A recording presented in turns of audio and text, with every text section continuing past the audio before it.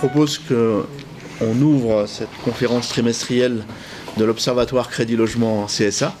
Merci pour votre présence. Avant de passer la parole au professeur Bouillard, quelques mots sur l'activité de Crédit Logement et quelques commentaires sur la situation récente. Je dirais des commentaires sur les récents commentaires, notamment des autorités de supervision. Première chose concernant Crédit Logement, on n'échappe pas au marché, puisque comme on garantit un tiers des opérations de crédit immobilier sur l'ensemble du marché français, on est exactement dans la même dynamique, avec une activité structurelle extrêmement tonique. Donc, je ne vais pas vous décrire, parce qu'au fond, on va en retrouver l'ensemble des éléments au travers des commentaires du professeur Bouillard. Peut-être juste un point sur quelque chose qui n'est pas dans l'observatoire, mais qui est quelque chose d'intéressant à observer, qui est toute l'activité qui peut se produire autour des crédits existants et du fait qu'ils puissent être renégociés ou rachetés par d'autres banques. Alors nous, les parties renégociation, on ne les voit pas, ça se passe à l'intérieur des banques. Par contre, quand il y a des mouvements d'emprunteurs d'une banque vers une autre banque, des rachats de crédits, ça, on voit passer ces opérations-là.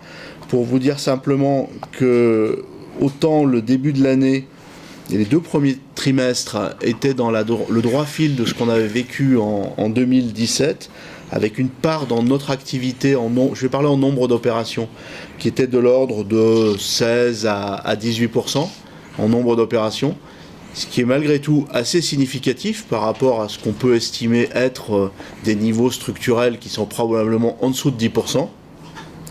Ce qu'on observe sur le dernier trimestre, donc jusqu'à fin septembre, c'est un taux qui a commencé à remonter, puisqu'il est en nombre d'opérations pratiquement à 22%. Alors ça reste très loin des folies qu'on a vécues dans les années 2014 et 2015, avec presque la moitié des opérations qu'on recevait qui étaient liées à des opérations de rachat. Mais on voit bien que le contexte de taux extrêmement bas dans lequel on se situe amène de nouveau les emprunteurs à se reposer des questions sur leur crédit immobilier à taux fixe. Donc voilà, une tendance qui sera donc, je pense que le dernier trimestre sera dans la même veine, et donc une tendance sur l'année 2019 qui sera sans doute un peu supérieure à celle de 2018. C'est en soi pas très surprenant. Et donc ce marché qu'on trouve effectivement assez dynamique dans un contexte de taux très, très bas. Oui, on observe donc une production dynamique. Oui, on observe, et on le reverra tout à l'heure, des durées qui se sont allongées, même si aujourd'hui elles se stabilisent d'une certaine façon. En tout cas, on observe un palier. C'est vrai dans notre production, c'est vrai pour l'observatoire. Oui, on observe des baisses des taux d'apport dans la période, dans la dernière année et demie notamment, mais également une certaine stabilisation récente. Donc on a une dynamique qui est clairement supérieure à celle de la croissance économique, ça c'est absolument indéniable. Est-ce que pour autant on voit du danger à court terme, comme peuvent le laisser entendre certains articles, comme peuvent le laisser entendre certaines réflexions? Je voudrais un petit peu relativiser les choses. On a, dans les temps récents, un certain nombre d'études qui ont été publiées alors, par le Haut Conseil de la stabilité financière.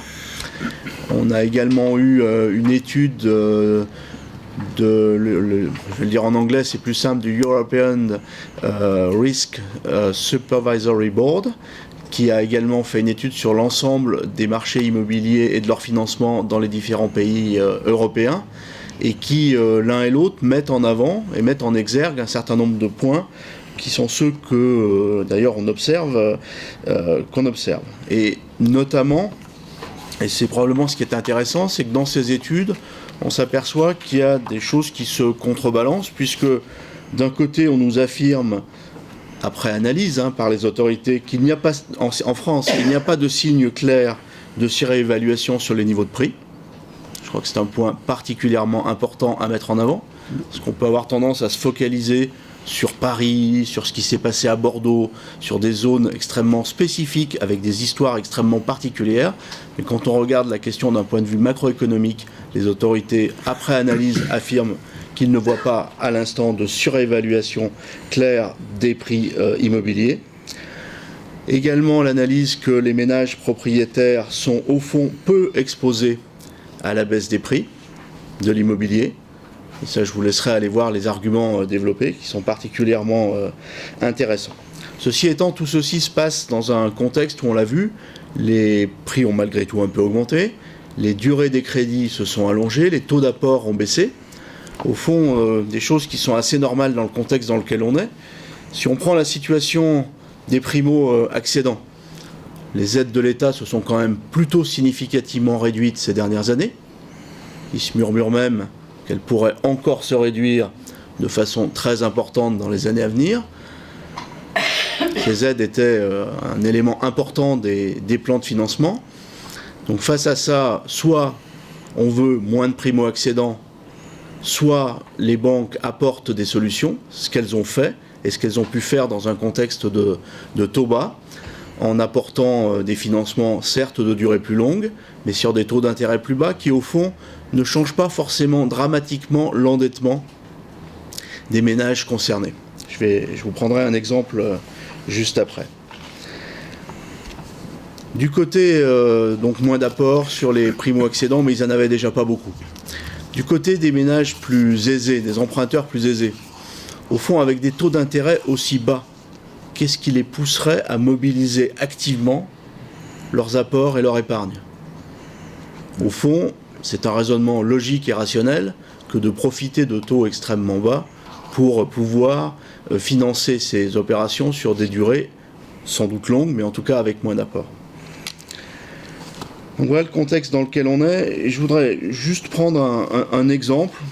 J'excuserai d'avoir fait un petit peu de calcul.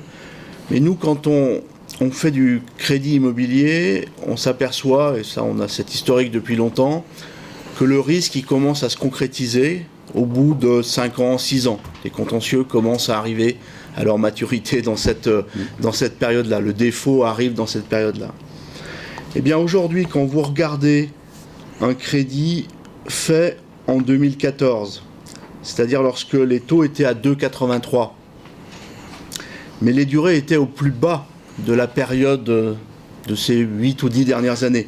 On était à 200 mois de durée. Vous apercevez qu'un crédit de cette nature-là, il a à peu près un capital restendu de 75% au bout de 5 ans. Durée plus courte, mais taux plus élevé. Je fais le même calcul sur le mois d'août. On est à 227 mois. Donc oui, les durées sont beaucoup plus longues.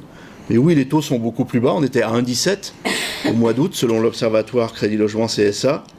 Et dans ce cas-là, quel est le capital restendu d'un crédit immobilier au bout de 5 ans? Il est de 76%. Donc oui, il est plus élevé, 76 versus 75. Et au fond, ça veut dire que sur des crédits qui arriveraient en défaut au bout de 5 ans, finalement, ceux qui étaient sur des durées courtes, entre guillemets, en 2014, ou ceux qui sont sur des durées longues aujourd'hui, on est face à une exposition sur le capital restendu qui est à peu près la même. Alors bien sûr, à côté, on a aujourd'hui moins d'apports dans ces opérations qu'on en avait en 2014. Mais on est aussi dans un contexte où les prix ont plutôt eu tendance à augmenter. Donc l'un dans l'autre, il n'y a pas forcément un risque qui est beaucoup supérieur en termes d'exposition au risque. Sur les messages qui sont portés par les autorités de tutelle, je pense qu'il faut bien voir qu'il y a un équilibre qui est fait au fond entre d'un côté la réalité de constater que les durées sont plus longues, que les taux d'apport sont effectivement plus bas, et que donc oui, on le sait, par nature, les opérations sont plutôt plus risquées. Quand on a des durées plus longues, oui, il y a potentiellement plus de risques qu'il y a un défaut sur une durée plus longue. S'il y a moins d'apport, oui, on se dit qu'il y a moins de marge dans l'opération. Effectivement, encore qu'il faut regarder ce qu'est la réalité du patrimoine que l'apporteur peut avoir en dehors de l'opération, ce que ces études évidemment ne regardent pas. Parce que, comme je l'expliquais, on peut avoir un taux d'apport plus bas simplement parce qu'on veut moins mobiliser son apport et plus garder d'épargne, qui est aussi une sécurité dans les moments difficiles. Et je voudrais vous faire part et je pense que ces analyses, et je vous invite à les relire, du HCSF, il faut à la fois lire la synthèse et il faut à la fois lire le détail. Dans la synthèse, par exemple, on vous dit la part du revenu des ménages consacrée au remboursement de la dette est repartie à la hausse. Forcément, c'est vrai. En même temps, il y a un signe un peu d'alerte quand vous lisez une phrase de cette nature. Puis si vous prenez le temps de lire un peu plus à l'intérieur, on vous explique, et en parlant du taux d'effort, donc on parle bien de la même chose, on vous explique qu'on est passé effectivement d'un point bas de 29,4 en 2015 à 30,1 en 2018. C'est-à-dire que le taux d'effort, c'est-à-dire que l'ensemble du poids de la dette immobilière et pas immobilière des ménages, capital et intérêt, sur les revenus, est passé de 29,4 à 30,1. Effectivement, c'est une hausse qui est potentiellement assez sensible. Simplement, les autorités reconnaissent qu'à la fois c'est sensible, mais ça reste contenu, c'est leur terme, cette progression est contenue. Mais en même temps, c'est là aussi intéressant à observer, c'est que quand vous regardez la courbe sur plus longue période, oui, le point bas de la période récente était en 2015, mais quand vous regardez la période un tout petit peu plus ancienne, on a eu des taux beaucoup plus élevés. On a connu 31,6% en 2010. Donc on est très au-dessus des niveaux actuels. Alors, c'est une autre époque, c'est une autre période. Mais voilà, je voudrais bien remettre un peu en perspective les situations. On n'est pas au plus haut des taux d'effort. On est sur des taux d'effort qui ont certes un peu augmenté, qui restent contenus, et c'est l'avis des autorités, et qui montrent bien qu'on reste dans un fonctionnement de l'octroi sur le crédit immobilier dans le système français qui reste toujours très largement basé sur la solvabilité. Aujourd'hui, j'entends dire à Paris, les prix ont beaucoup augmenté. Oui, c'est vrai. C'est vrai. En même temps, la réalité, nous, on finance plein d'opérations sur Paris. C'est les emprunteurs qu'on finance, ils sont solvables. Ils sont solvables. Alors, après, ça peut poser d'autres questions. De se dire, les prix sont trop élevés à Paris, les emprunteurs plus modestes, les couches sociales intermédiaires ont du mal à s'y loger. Oui, ça, c'est potentiellement un sujet. Mais si on parle du risque sur le crédit immobilier, les crédits immobiliers qu'on fait aujourd'hui sur Paris ne sont pas forcément dramatiquement plus risqués que ce qu'on vivait auparavant. Je voudrais bien aussi resituer ce point-là. Alors, ceci étant, ce que j'explique là, c'est, et je pourrais prendre aussi beaucoup d'autres arguments, puis on pourra peut-être y revenir au travers de vos questions après, je ne voudrais pas être trop long dans cette introduction, c'est qu'à notre sens, il n'y a pas de bulle. J'entends le mot revenir. Il n'y a pas de bulle. C'est pas parce qu'on est au-dessus des plus bas que d'un seul coup, aux catastrophes, il y a bulle. Ceci étant, oui, les durées sont plus longues, oui, les apports sont plus bas, oui, et je l'ai déjà dit ici et je le redis, le risque des opérations actuelles est un peu plus élevé que le risque des opérations qu'on avait il y a 2-3 ans, mais qui était un risque extrêmement faible. Donc nous, notre point de vue, il est que clairement on doit être vigilant, évidemment vigilant, et moi j'accueille plutôt avec intérêt le fait que les durées des nouveaux crédits semblent plafonner en dessous de 230 mois.